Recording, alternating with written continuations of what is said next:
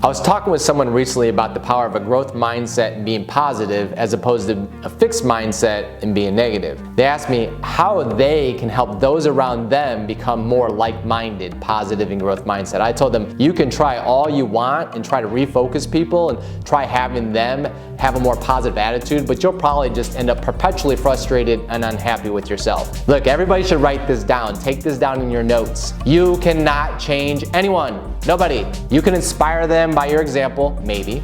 You can enlighten them by spreading knowledge seeds about. Maybe you can lay supportive tools and resources at their feet, but ultimately only they can choose to change themselves.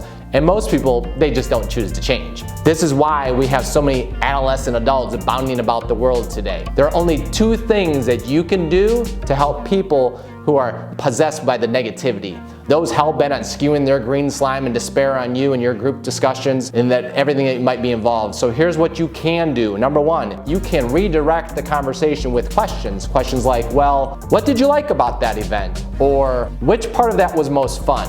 What was the best thing that happened in your day today? And speaking of that, did you hear about, and then lead them to a more mutual interesting topic. So just like a parent does with redirecting their child's attention, you just change the conversation to something else, hopefully to something more positive. And one of my favorite lines is this, and you're going to want to write this one down as well. What's important to remember is, and this will work with almost anything, so make sure you write it down. Again, that is, what's important to remember is, let's say somebody's ranting about Trump or Biden or taxes or whatever. You can simply say, what's important to remember is we live in a beautiful country. It's such a glorious landscape, wouldn't you agree? I mean, we're safe, we're healthy, and we have each other. That takes the wind right out of their sails, don't you think? Let's say somebody's ranting about or against religion. You say, what's important to remember is certainly we can be better and more loving towards each other. And luckily, we're here now with each other sharing this special occasion together. I'm so happy to be with you. That will smother the hellfire right out of them. And you could just keep doing it over and over in the midst of the conversation. What's important to remember is, and eventually two things will happen. A, they will see the absurdity of their negativity and not get the freak out. And best of all, and probably more likely, they'll just stop including you in their negative conversations. You see, people don't want to communicate. They want to commiserate. Now that's money for you right there. Put that one in your notes and you can cash it every single day. Let me say it again. People don't want to communicate, they want to commiserate. They seek agreement with like-minded people. They want their absurdities validated and amplified, not debated and diminished. You see, fire needs oxygen. So if you keep stomping it out and throwing water on it, it'll just move to where it can spread freely.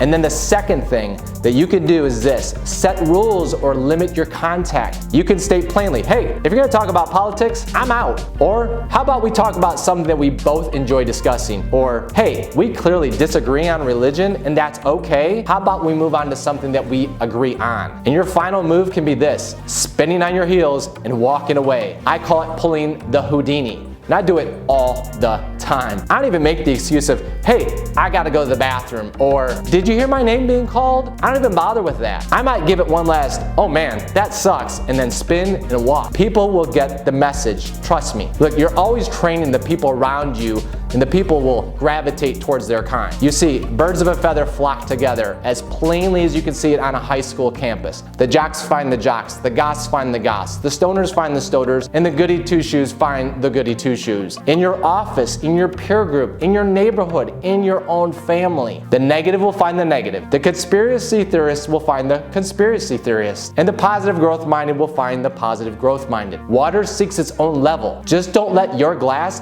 be open to those around who might poison it. And if you'd like to surround yourself with some positive, growth-minded, results-driven people, then request your free initial consultation demo workout at maxstrengthfitness.com, and you can join our like-minded tribe of fitness clients where they achieve amazing results in only 20 minutes twice a week.